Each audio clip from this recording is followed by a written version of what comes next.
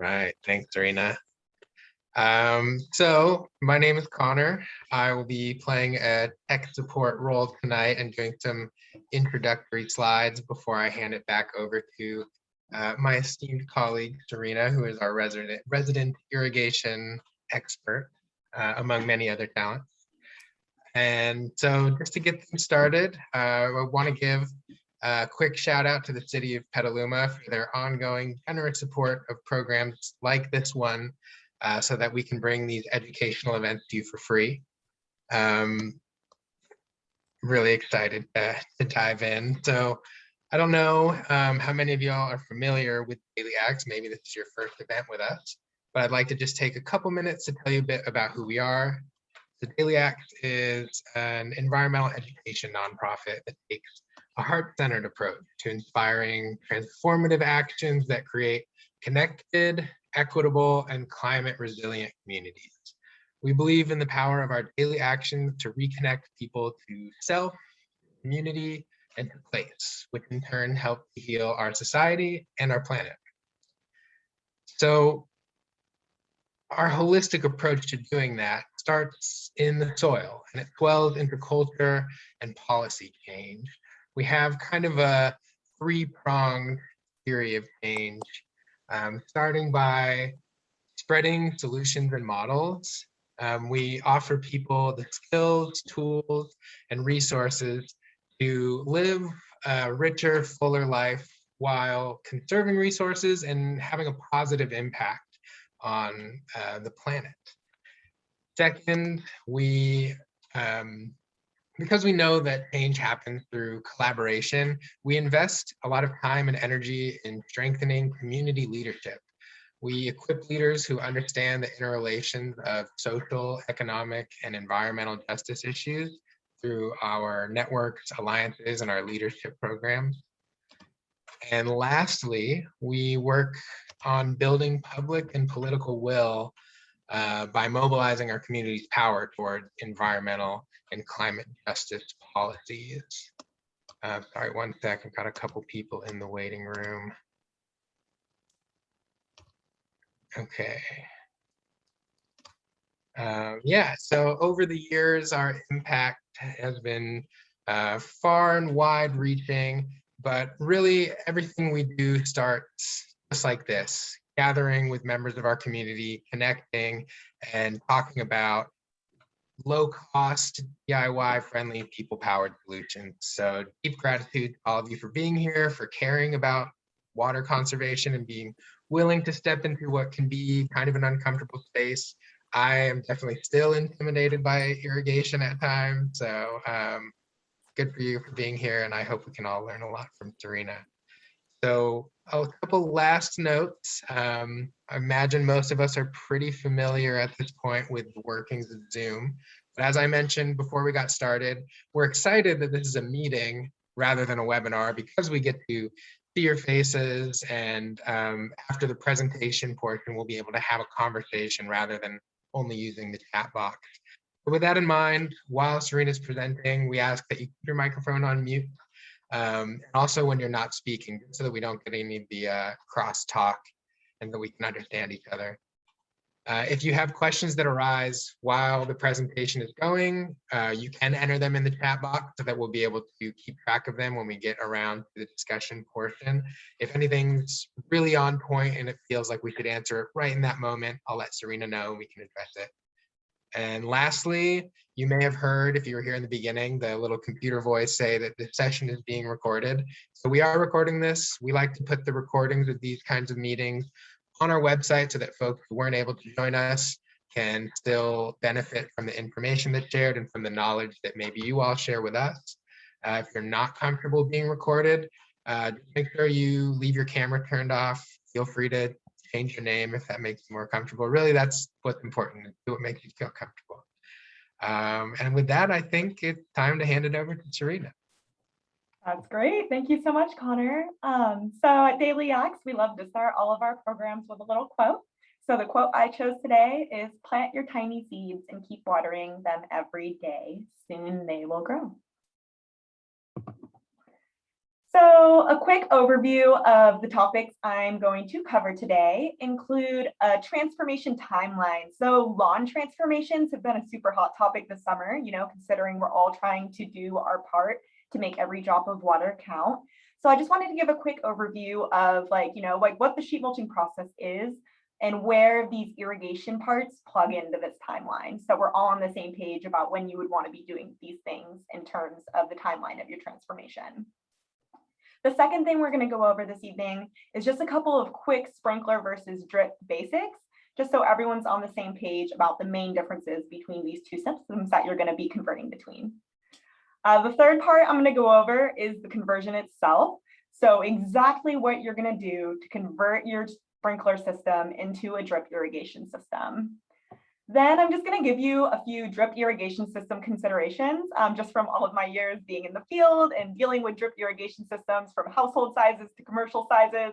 I've had a lot of surprises come up, which always seems to, be a theme with irrigation, but I'd love to share some of the knowledge that I've gleaned over the years with you all this evening.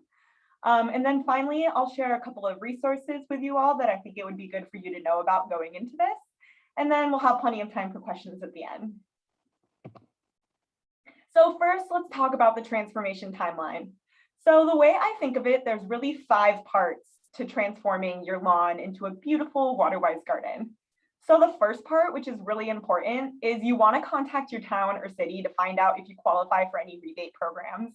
Many of the towns and cities in Sonoma County and in Marin want to see your lawn before you do the transformation. They want to see that it's been actively irrigated. They want to see that, by giving you the rebate that they're going to be saving water, basically. So it's really important to contact them before you start any of the process. I do know that some of the towns and cities have been a little more lenient this summer. If you've already turned off your irrigation, they're grateful that you're saving water. So there's a little bit more leniency happening right now on the down low. But just so you know, it's always good to contact them first. Part 2 is what I'm going to be covering first, which is converting your irrigation from sprinklers to drip. You really want to do this before you jump into part 3, which is sheet mulching, and I'll explain that in a few minutes. Part 4 is creating your planting design, and part 5 is installing your new plants in your above ground drip irrigation system, which I'm also going to go over briefly at the end of the presentation. So first, this is the before, I'm assuming, for many of you here this evening. So as you can see, you've got your beautiful sprinkler grid, your nice green, moist lawn. It's been irrigated all through the summer. This right here, I don't know, can you guys see my mouse? Connor, can you see my mouse? Perfect. So this is my reference to a valve. And I just really wanted to point out here that most people only have one valve for their lawn, typically. Unless you have a really large lawn, you might have multiple valves. And I also wanted to point out that for each valve, I'm going to say this a lot of times during the presentation. For each valve that you have, you're only going to do one drip conversion because you can only have one drip irrigation system per valve that you have in your garden. And we'll talk a little bit more about that later, but I just want everyone to be on the same page. This is what is underground under your lawn. And in most cases too, you'll find that these PVC, this is the hard, either 3/4 inch or 1/2 inch, usually PVC that runs under the ground.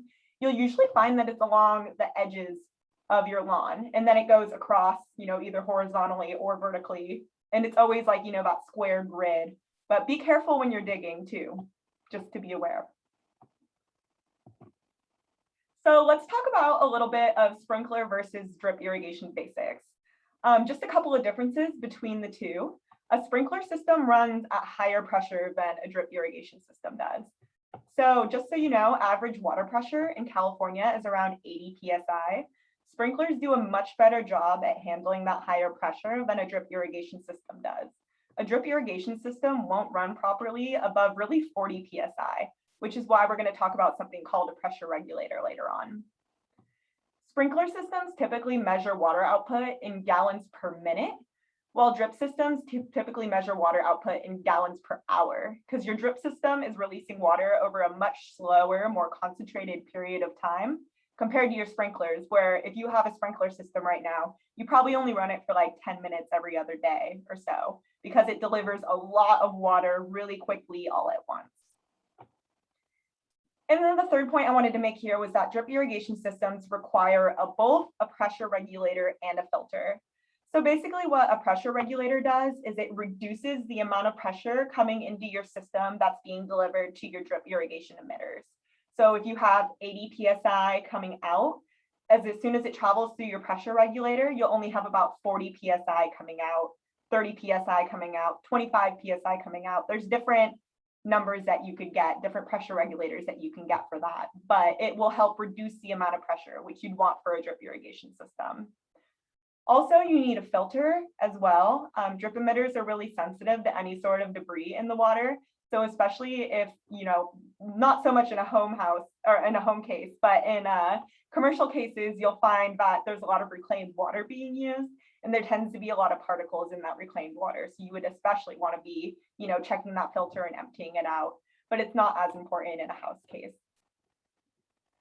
And we'll dive more into all of these things. I'm going to be very repetitive tonight because I want you all to feel confident and like you understand these concepts. And then just a few more things, just so you know, you could only install one drip irrigation system per valve. There are low, medium, and high water use plants. And you'll want to water your newly converted drip irrigations, or you will want your newly converted drip irrigation system to be for one water use type only. So you don't, if your lawn has one valve and you're installing one drip irrigation system, you don't want to have a mix of low, medium, and high water use plants that are all needing that drip irrigation system for water. In that case, you would want to have two valves and two drip irrigation systems for, say, low and medium water use plants, or you would want to have maybe even three valves if you had all different three types. But these are things to consider, say, you know, if you only have one valve and you're adding in one drip irrigation system and you want to make your life really easy, just get a bunch of low water use plants that all have the same water requirement, and then you don't even have to think about it. And I wanted to let you know that it's best practice to have trees on different drip irrigation systems than shrubs, because trees prefer deeper and less frequent watering than shrubs do. So you wouldn't want to have those all on the same line. That would be an example of probably needing two different valves, right, for two different drip irrigation systems. And I repeated it. I'm going to say that a lot. Each drip irrigation system needs its own valve. Another word that you might have heard for that is called a hydrozone. So you call each drip irrigation system that is attached to its own valve a hydrozone. And a hydrozone is referring to a drip irrigation system that's meant for one water use type: low, medium, high. So let's talk about converting your sprinklers to drip. I laid this out in a 4-step process. So I call step 1 is having some flags or another marking mechanism ready. You're going to want to turn your sprinkler system on, and you're going to want to mark each sprinkler with a flag so you know where it is. Because sometimes, you know, if it's been a while since you've turned on your irrigation system, your sprinklers might be a little like buried by grass and not popping up. So it's good to walk around and check for that as well. You know, unbury it a little bit so it can pop up so you can see where it is. Or even if it's not popping up, just mark it with a flag. I also wanted to point out that sprinkler systems are typically in a grid layout. So if you're looking at your lawn and you're noticing a spot where a sprinkler isn't popping up, but you're like, that's like a grid, and like, you know, if I see one here, one here, one here, there should be one there too. There probably is one there, and you should go do a little investigating. So step 2, you're going to want to pick the chosen one. This is how I refer to the sprinkler that you're going to add a conversion kit to. And there's a couple of different things you can consider when picking your chosen one. For example, if you're on a hill, you're going to want to have your sprinkler be the one that's like, so say your house is on a hill and it's going like downhill from your house, you're probably going to want to have your chosen hill be, or your chosen one be at the top of that hill. Or just pick the chosen one closest to the valve. It'll help you get the best pressure. If you have a really small landscape that you're dealing with, the location of the chosen one isn't as important because you probably won't have very many pressure loss issues. But if you have something like, you know, steep slopes on your landscape or a really large landscape, make sure to say that to me at the end so I can address those specific things in your questions for you. Fun fact, you don't want to run your drip irrigation line longer than 200 feet typically for a ½ inch, which is the typical drip line that people use that you would buy in the store. So if you needed to run your drip line for more than 200 feet, that's where you're going to need another valve. So step 3, it's time to cap all of your sprinklers except for the chosen one. So I like to point out here that there's actually 2 different ways that you can cap your sprinklers. So if you're a resident of the city of Petaluma, the city of Petaluma actually gives you this whole irrigation conversion kit as part of their Mulch Madness program, which I'll talk a little bit more about later. But if you were given those sprinkler caps, you would actually be given this first kit on the left here.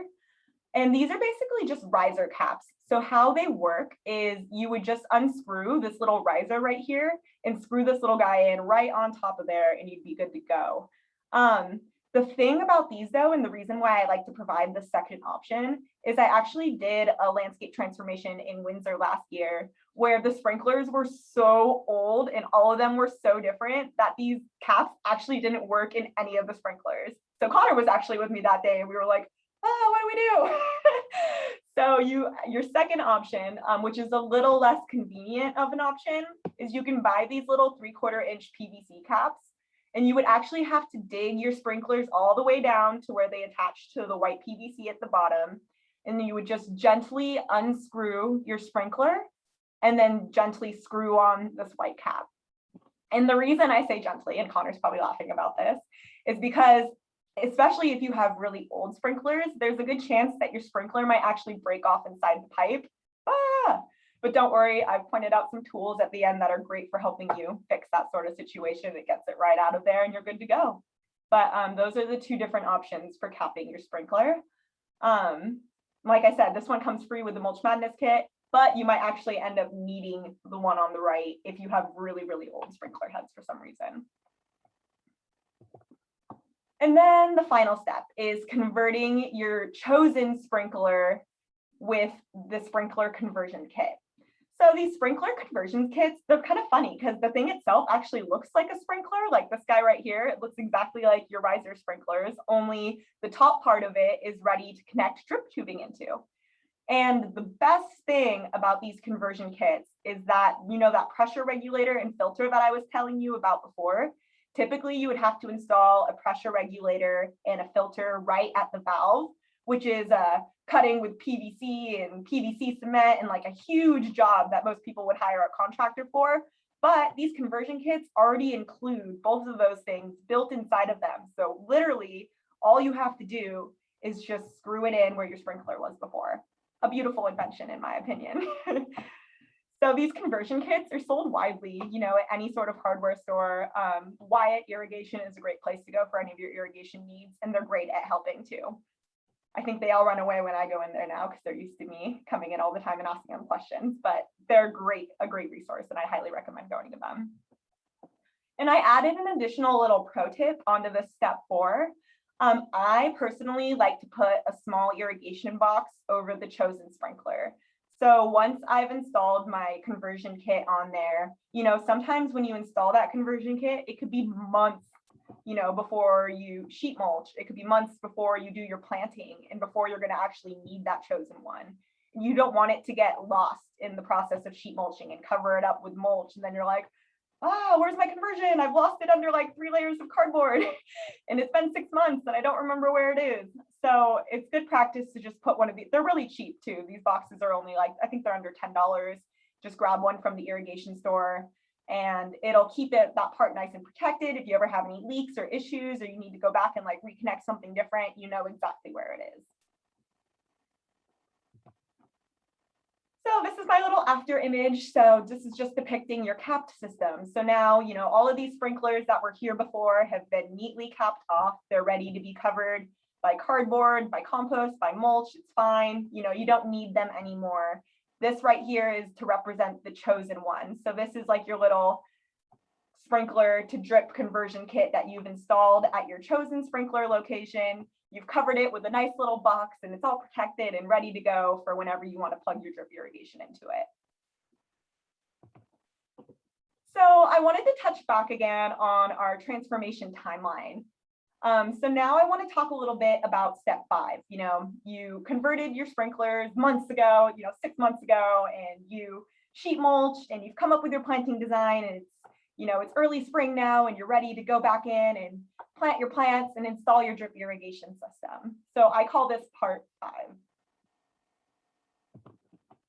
So this is a question that comes up a lot that I like to address. It's kind of like a chicken and the egg situation. Which one comes first? Do you install your drip irrigation first, or do you plant your plants first? And the way I say it is I really think you should be doing both at the same time. Ideally, do them within a couple of days of each other. I would actually plant your plants like as your first step in this part 5. And then, you know, sometimes plants don't go exactly where you imagined they'd go in your planting design. You know, you bring them all out and you stage them and you're like, man, like this plant right here would actually look way better over there. Or there's like this huge tree root right here and I can't dig down right there. Or, you know, for whatever reason, you need to move your plants around. It'd be a real bummer if you'd already set up your drip irrigation system and you're moving things around and now you're like, oh, but this line doesn't reach my plant anymore. Like, what do I do? So ideally you would want to plant, you know, maybe plant your plants on Saturday and then set up your drip irrigation system on Sunday, sort of thing. But make sure you're setting them up kind of in tandem. So that way your drip irrigation system can meet the needs of whatever planting design you've decided to install that day. And then I just wanted to give you all a couple more considerations for planting and irrigation. So how many valves are you working with? This is how many hydrozones or water use needs that you can have. So if you only have one plant, that's one water use need. Or one valve, one water use need. 2 valves, 2 water use needs, and so on and so forth. Does your garden have multiple water use needs? If yes, you might want to consider installing extra valves. In your planting plan, try to clump likewise water use plants together. So if you're in a 2-valve situation and you want to have some moderate water plant use and some low water plant use in your planting design, if you put those plants in areas near each other, man, it's so much easier to only have to run a line, you know, through one area instead of like, oh, this plant is right next to this plant is a moderate water user and this plant's a low water user and they're right next to each other and like lines are going everywhere and it's like a big tangled mess. Like that's not any fun. So if you think about that in your planting design and you put these like water use needs plants in similar areas, it makes your life way easier on the day of irrigation installation. And then I also, just wanted to emphasize that you want to install your plants in your irrigation within a few days of each other. So make sure, sometimes plant placement doesn't go exactly to plan. So just make sure you're doing those things like at the same time. When Daily Acts does installations, we actually do planting and irrigation all in one day. Which could be, we thankfully have 20 volunteers helping us do that. And you could always get your neighbors to come and help you too, but I definitely recommend trying to do it all within like a weekend. So this is specifically for Petaluma residents in reference to the Mulch Madness irrigation kit. So I had the city of Petaluma send me over a list of all the irrigation equipment that you get to pick up from Wyatt Petaluma free of cost if you qualify for Mulch Madness. And it's pretty incredible. Since this webinar is provided through the city of Petaluma, I'm referencing to the Mulch Madness program, but cities all over Sonoma County have similar rebates and it's definitely worth checking out. And I'll have a link to that in just a few minutes. But regardless, this list is a great list to work off of in reference of the materials you'll need to build out the above ground portion of your irrigation system. So, there's some 1/2-inch drip tubing. This is an 100-foot roll. Like I said, you're not going to want to have more than 200 feet per valve. This 1/4 inch is more commonly referred to as spaghetti line, if you've ever heard of that. I would just like to say that when you're installing that, try not to use more than an arm's length. Your pressure will start to get a little wonky and it's not good practice. The city of Petaluma provides you with 2 pop-up spray drip conversion kits, which means you would be using those for 2 valves, not 2 on 1 valve. They give you 25 1-gallon per hour emitters. At Daily Acts, we typically work with low water use plants. So we actually typically use 0.5 gallon per hour emitters on most of our sites. 1 gallon per hour emitters work fine as well. You would just set your timer differently, right? Because it's releasing twice as much water. These power lock elbows and couplers are so amazing. I love these couplers. We use them at all of our gardens. Specifically, if your garden has, say, like kids running through it or dogs running through it, you don't want them stepping all over your lines and causing little mini geysers everywhere. But these guys hold so well, like definitely recommend if you're gonna have people running all over your landscape or dogs. To continue this list, they also come with some teas. These little figure 8 drip tube closures. It's basically just like this little like plastic 8, and you run the tube through one end and back through the other end, and that's how you can create like a closure at the end of your line. They also come with these little insert connectors.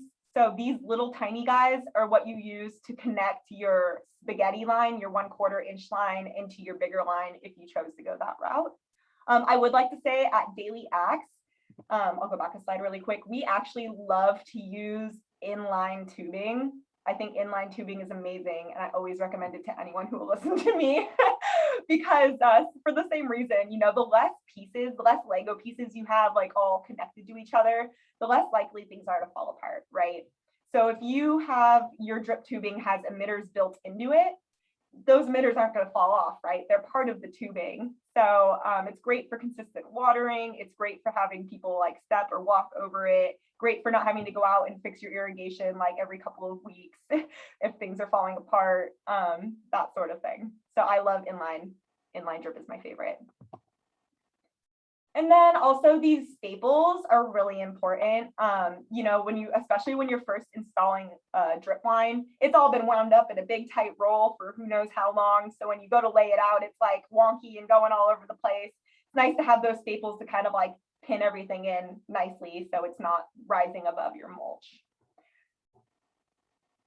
And a note as well, with your drip irrigation system, your above ground irrigation system, it's good practice to cover it with a light layer of mulch, but you don't want to bury it like under the dirt or under the ground. These systems aren't meant to, you know, work underneath like a big layer of dirt. And especially if you have inline drip irrigation, that line I was talking about how I love so much, if it's like under the dirt, those inline emitters will actually suck in dirt, a little bit of dirt every time you run the system, and it'll really clog things up. But regular emitters will do that too. So cover it with mulch, but don't cover it with dirt. Don't bury it under the ground. And if you have a nice, you know, like 3-inch layer of mulch, which is what Daily Axe recommends, it's real easy to cover those lines with that layer. These last parts of the Mulch Madness irrigation kit are the pop-up sprinkler caps that I showed you before. The hole punch is for if you need to put emitters into a blank line or you need to put spaghetti into that blank line. It's really hard to get those couplers into the line without the hole punch, so you'll definitely want that hole punch. Goof plugs are for if you make a hole punch and then you're like, wait a minute, I don't need anything there. Or if you have something like, say you have an emitter pop out and you need to like cover that with a plug instead. You'll notice these goof plugs actually have 2 sides. One is thicker than the other.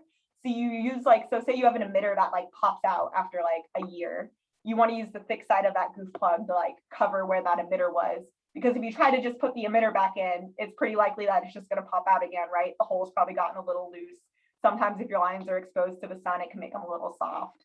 So you'll want to use the fat side of that goof plug. And then flags, like I said, you're going to want to have those to mark your sprinklers at the beginning. They're great to have around, great to mark a break that happens, especially if you have a gardener coming in or something and you're like, oh, this is where the break is. It's nice to have those laying around. And then I just quickly wanted to cover other items that you might find that you need. So I already covered the 3/4 inch PVC fitting cap as another option to capping your sprinklers. This tool right below is like my new favorite tool. It's called a riser removal tool. And you can basically use that to pull out like a piece of pipe that's like stuck within another pipe. Like, especially if like the sprinkler, you know, you went to twist it out and the little twisty part got like stuck in your pipe. You can't get it out. That riser removal tool works great. And then just a quick note on old PVC. So if you have PVC that's like 15 or 20 years old, it gets really brittle. And Connor and I ran into this in Windsor at that site that we were telling you about, where we went to take out some of the sprinklers and the pipe was literally just like cracking. Or we went to like shovel to, you know, dig out the sprinkler so we could see what's going on. And Connor accidentally like hit the pipe and it just like burst and shattered. So it's good to know in case that happens, it's totally okay. You don't have to panic. You could just run over to your local hardware store and grab some PVC cutters, some PVC cement, and some PVC couplers and just glue it all back together again. Never a need to panic, there's always a fix. I wanted to point out that Daily Acts has a ton of amazing webinars already covering drip irrigation. So today's webinar was mostly about converting specifically from sprinklers to drip.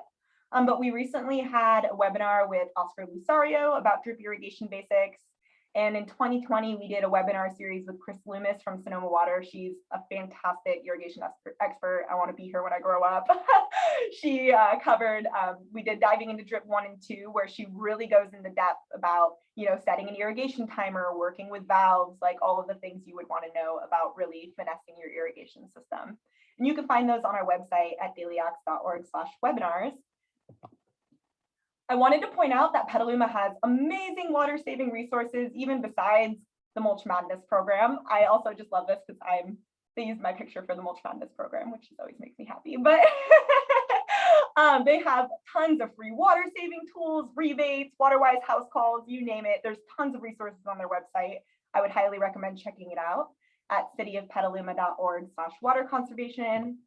And if you aren't a Petaluma resident, Sonoma Marin Water Saving Partnership has incredible resources. They have all of the rebates for all of the towns and cities within Sonoma and Marin, all in one place, as well as tons of other things like this Water Smart Plant Picker, water savings calculators, water saving tips, water education programs. They actually just updated their website and it's really beautiful. I didn't even realize that until I went to go on today to find it. So would definitely recommend checking that out as well. And I'll send you all of these links in our follow-up email too. So if you didn't catch anything, don't worry about it. And then I'm just going to go over a quick few announcements and then we'll get to questions. So the first one is we have some upcoming events that I thought you all might be interested in. We have our annual Creek Week cleanup at Pocket Park in Katati next week for Creek Week. And there's also an online edition that's for, it's a scavenger hunt. So you can go anytime between the 19th and the 25th. And if you send us photos, we'll post it to our social media. Really great for kids. So I recommend checking that out. We have a gray water webinar series coming up with Laura Allen of Gray Water Action, and she is incredible, an incredible teacher. So if you've ever thought of installing a gray water system and want to learn more, it's a 3-class series. You'll be an expert by the end. Definitely recommend signing up. And then we also, if you're interested in installing rain barrels this winter, Jessie Savo is the founder of Blue Barrels, and she's also just like so knowledgeable. And she can even tell you all about setting up an irrigation system off of your rain barrel, which is so cool. So that's happening on Tuesday, November 9th. And all of those can be found on our website at dailyacts.org/upcoming events. We are hiring, we've actually been hiring for a bilingual programs coordinator for months now. It's really important to us to add a bilingual programs coordinator to our team so we can start interacting with our Spanish speaking community more and start offering more Spanish webinars. So if you know anyone you think would be a good fit for this job, please send them this announcement. We would be so grateful. And as always, this very special thank you to our sponsors. We couldn't do what we do without them. And I just wanted to say thank you all for being here today. If you're here today, it means you're thinking about transforming your landscape and about saving water and, doing everything you can to make every drop count this summer. And we're so grateful for that. I actually noticed too, we already got 2 donations before this even started from this meeting, from this webinar. And just thank you so much for supporting our work. It means a lot to us. And with that being said, let's start questions. Yeah, thank you so much, Serena. We have a few questions in the chat I'll read off in a second. Just one quick note. It occurred to me about for the Gray Water series. It is 3 events, but you could also attend just one of them or just 2 of them. You don't have to commit to all 3 if the timing doesn't work out. Thanks, Connor. Yeah, and so we'd love to see you at any of those. So yeah, we had a few questions roll in during the presentation. We've got 2 here from Philip. The first is, what happens if you connect drip to, say, 60 PSI or too much pressure without a regulator? Oh, this is a great example. So we actually had this problem at the Petaluma Library where there was too high of water pressure for our system. And what will start happening is your parts will probably literally start popping off eventually. Like, especially if they soften it up in the sun. We had emitters that were just like, literally like you turn on the system and you hear it go pew, pew, pew, like emitters were popping off. Even if that's not the case, a lot of emitters are pressure compensating, which means they have this very like tiny complicated maze inside of them to try and compensate for pressure as well. But if the pressure is too dramatic, it just kind of like blasts out the entire like middle of that emitter as well. And then just water starts running through, not at the gallons per hour that it's supposed to, but more as just like a stream. So too high of pressure is not good for your system. I would highly recommend adding a pressure regulator to prevent future problems.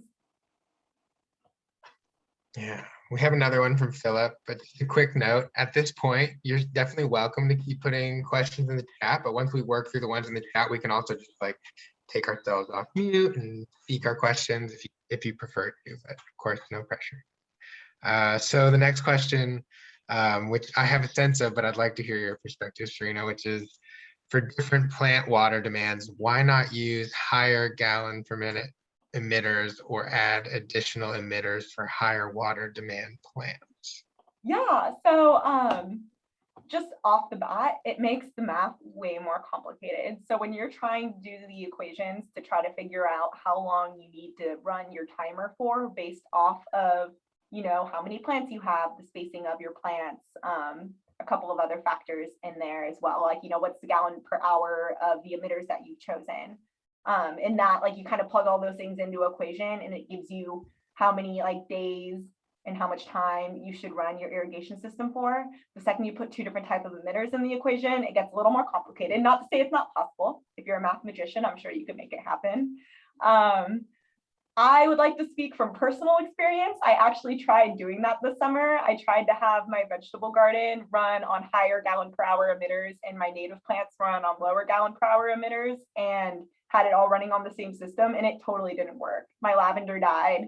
My vegetables weren't happy. I think it's just, you can make it work in a smaller situation. As an organization, Daily Axe doesn't do that at any of our demonstration gardens, just for ease of maintenance. But I think, you know, if you're doing it at a personal garden, there's nothing wrong with trying it out. But it's definitely best practice to have different valves. And I think it just really makes your life easier over time. Mm-hmm. Yeah, that's what I would say as well. Like for the same site we keep talking about in Windsor, it was two landscapes that are, you know, connected in a cul-de-sac, and they wanted to have very similar landscapes, basically mirroring each other, so it looked like one conjoined landscape. But one side only had one valve. They were really committed to having some of these medium water use plants, so we made do. We were using inline, so we used inline that had a higher flow rate for those medium water plants, and we would just, you know, use that line in those areas and then connect back. It seems to be working okay so far, but this is not a system that we can monitor closely. And so, yeah, as Serena said, the takeaway there is it's not best practice. Doesn't mean it can't work, but, you know, there's a reason people call irrigation irritation. You know, if you can make it simpler, that's definitely my preference.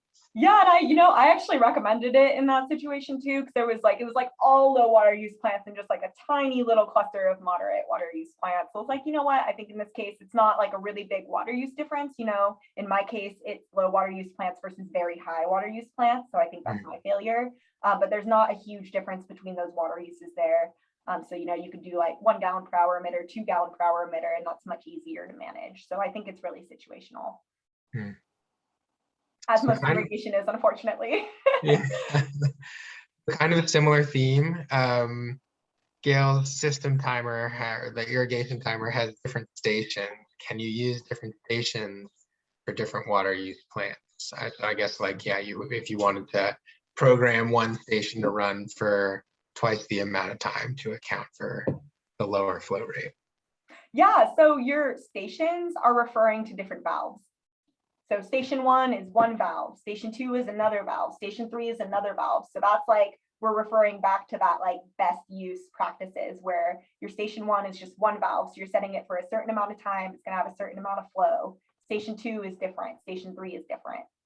So you don't have two stations on the same valve. Each station is referring to its own valve. Oh, Gail, you're on mute. There you go. Okay. I didn't understand that. I didn't know exactly what a valve was. And, I said I was trying to figure out what I have. And I figured out, okay, I have these 4 stations in different areas of the yard turn on their irrigation. So now I just have to do the testing and actually go and look at what's happening. So thank you for that. Yeah, of course, it's so confusing. No problem. So exactly, you're only going to want to do that, that conversion for the station that's referring to the valve that's referring to your lawn, right? That's all like one continuous thing, which we also like to call a hydrozone. So we have a tip in the chat from Philip that I think will be especially useful for those of you in Petaluma working with clay soil, Santa Rosa too perhaps, but to insert a flag into hard soil, Philip uses an old screwdriver to basically do a pilot hole, which is a pretty good idea, I would say, because those little flags, it's like not even coat hanger thickness, very thin wire. We have a bucket full of them in our daily act storage unit, and like half of them are at that angle. Yeah, Philip, that's even a great idea for stakes too. I remember some previous installations in some really hard clay soil where you're trying to get the stake in and you're like, and you try to even like hammer it and it's just bending. Like the soil beats the stake. So that's a fantastic idea. Thanks for sharing. Okay, a couple here. So one was, will you send us the PowerPoint? So we're going to send out a recording of this event, but I'm sure we could send out the slides as well. And then, okay, let's see, in conjunction with the Water Smart, 2 master gardeners came out to assess your situation. They recommended mulching with 4 inches of mulch over the dead lawn without any sheeting of cardboard or paper.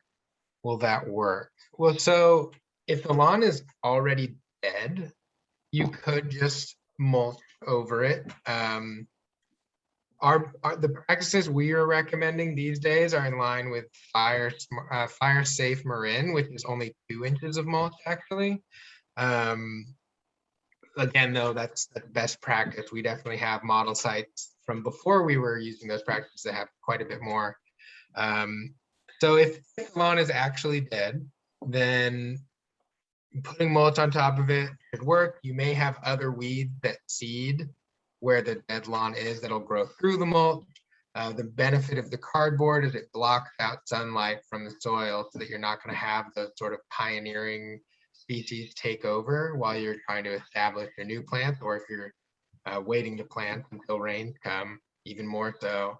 The other benefit with using cardboard and then compost followed by mulch is it's just going to be breaking down and composting in place, which will increase, the organic matter in your soil. It'll increase the amount of water that it retains, the amount of carbon it pulls out of the air. So while you could, I'd be really interested to hear from those master gardeners, because as is implied by their names or their titles, definitely very knowledgeable. I'd be really interested to hear their reasoning for skipping out on the other materials. I'm just going through the questions too. So it looks like the next one is, how do you detect leaks in your drip system? So great question. And if you have an existing drip system already, it's so important that you turn it on every once in a while during the day to try to see if there's any leaks, because most of us run our irrigation systems in the middle of the night. So, we never see when there's like a big geyser, or like something going crazy over here, or like giant puddles even happening sometimes. Some of that might dry up, by the time morning comes around, by the time you get out in your yard. You might even just leave and go straight to work. And then by the time you come back in the evening, not any evidence is gone. So great question. And I would say, it's just have your flags handy and turn on your system, turn on the station and listen. You're going to want to walk around like the perimeter of wherever your system goes. So it's nice to know where it goes, where your different stations are located. And then just walk around quietly and listen. And you'll typically hear like a kind of like whirring sound of like water. If it's a drip system already, and something's popped out, you might hear like a bubbling sound. You might hear water like hitting the leaves. There's a couple different sounds that it could make. We have at our Petaluma Library demonstration garden, we have these like monstrous plants that have just kind of like grown over the system. So it's always really fun to like try to figure out like where is the actual leak. Like I could hear it walking by this bush, but you kind of have to like stick your face in there to find where the actual leak is. And then you can flag it, turn your system off, go back and make any necessary repairs once the system's turned off, so you don't have a geyser in your face. Does that make sense? Perfect. Philip, where does one find the water demand level for plants? Connor, I'm going to let you take that one. Yeah, I was just starting to grab the link. So there's this really great resource that I am about to put the link into the chat for, WUCALS, which is an acronym for Water Use Classification of Landscape Species. Actually, I'll just screen share that real quick. Yeah, please. So that you can see what this looks like. And again, I'll put the link in the chat for a minute so you don't have to remember this URL. But basically, you enter, it's a searchable database. You put in a city, we'll say Petaluma, and there are different ways you can use the tool, right? You could just click one of these water use classifications and type and click search plants, and it'll give you way more results than you would ever want. Or if you're looking up a specific plant, let's just say lavender, it'll give us a bunch of different, we'll just use this kind of umbrella one, different varieties of lavender. And it'll tell you based on your region, so Petaluma, which is north central coastal, it's a low water use plant. So for this, there are plenty of sources for this information, but WUCALS is kind of the agreed upon industry standard of water use classification. So that's definitely what I would recommend. And I will put that link in the chat now. Perfect. Also, if you just, if you lose this link or after we email it, if you just Google like WUCOLS, it'll be the first thing to come up.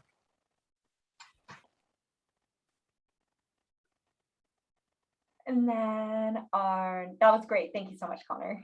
Yeah, Connor is my resident plant expert, so I appreciate that. And then Tiffany asked, this is a great question. How many years can I expect a new 1/2-inch drip tube to last? So this is super dependent on how you take care of it. So if you install a brand new drip system and it's totally exposed to the elements, to the sun, you probably won't expect it to last very long, because these tubes, they're either black or dark brown. They absorb, all the rays from the sun. They get really brittle. If people are like walking and stepping over them, they might like crack, they might break. They start to get kind of flimsy. This parts start to pop out of them more. That's a problem we had at the Petaluma Library because there wasn't enough mulch covering them for a pretty long period of time. So I think, if you're active about replenishing your mulch and active about making repairs, I think your system can last you a really long time. I think sometimes when people install a system and they just let it go and don't maintain it, you come back to it in a couple of years and there's like so many breaks that you're like, wow, okay, like I can't even start to fix this. I just have to rip it out and install a whole new system, versus like actively maintaining those breaks over time and fixing them so it's not this like huge mess. So, I don't unfortunately have like a number to associate with that. I can say that at our Kavanaugh site, we installed irrigation there like 10 years ago in some areas, and a lot of it is still working fine, even though we've gone in and like made some pretty major fixes. Like we haven't done a major irrigation overhaul there since it started. Versus like the Petaluma Library was only installed in 2016, and we've had a little bit more problems with that system. Maybe, a lot of reasons. There was a pressure problem there. There's, it's never a black and white thing with irrigation, right? But a couple of problems there, which I believe one of was also not having enough mulch covering the lines and a lot of heat and a lot of sun coming off the building. So just take care of your system. Get out in your garden. It's good for you anyways. I love this question from Miriam. She asked, can I identify the filter and pressure regulator controller parts in the diagram of the conversion kit? So In the conversion kit, no, I can't, because it's literally just like all kind of inside of that sprinkler looking part. It's all built in. But bringing that up makes me want to actually share with you what a pressure regulator and filter look like on a normal valve, especially for those of you who already have existing drip irrigation systems versus sprinkler systems. You can literally just look at the valve and know which one is which. So I'm going to show you really quick.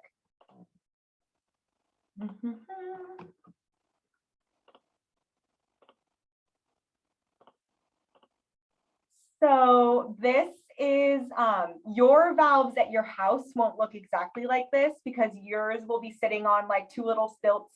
It won't be like a straight like linear line, but this is, your valve will look similar to this. And then you'll have this thing right here. It's a filter.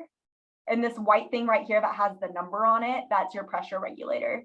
So if you have a valve, these two components will actually be facing down vertically. But if you see a valve in your yard that has these two components, it's going to a drip irrigation system. So that's an easy way to tell apart a sprinkler system from a drip irrigation system that's already been installed, that you've like inherited the system, if it was installed correctly too, right? Because some people might have just like added drip onto an existing sprinkler valve, who knows, learn by doing. But this is a good symbol to look for, or signal to look for. And as you can see, these pieces are pretty big, right? And they would require like really taking the whole thing apart to add it on if it wasn't already there, which is why that conversion kit is so amazing, because you don't even have to worry about adding these things on your existing valves. You can just do it from the sprinkler instead. I think Miriam asked that question. I hope that covers the answer there. Also, Miriam, just so you know, when you're looking at a conversion kit, it'll say if it includes that in there. And all the ones I've seen include that in there, because they know you're converting from sprinklers to drip and that you need those things. But it says it on the packaging, pressure regulator and filter included. So it's just like built into the thing.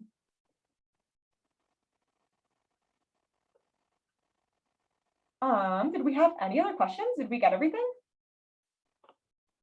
I think we're wrapping up just in time too. Do we have any final questions?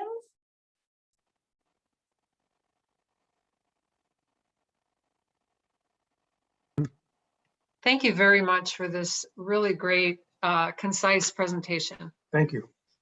Oh, thank you so much. Yes, thank you very much. Oh, I got one final question. Thanks, Philip.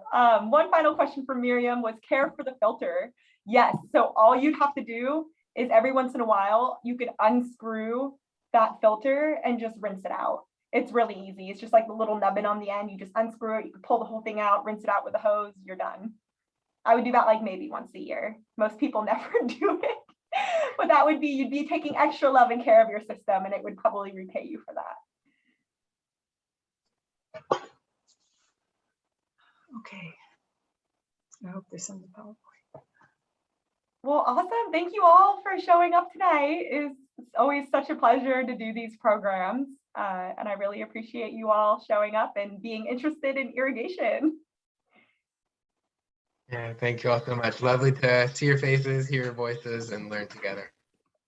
And if anyone has any additional questions, I'll send a follow-up email, and feel free to just respond to that. It'll go straight to my inbox. Happy to answer any additional questions. Even months from now, email me. Thanks, everyone.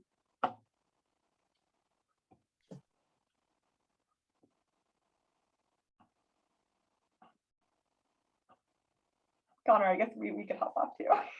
Yeah. Let's see. Almost. Just end it.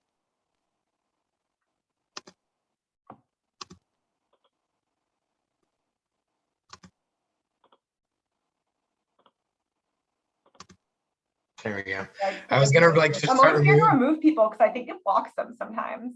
It says they won't be able to rejoin the meeting, but I'm like, will they get a message like you were removed? I don't want to like, someone's in the waiting room. I know, right? Oh, well. Ah. Great job. I thought that went really well. People seemed really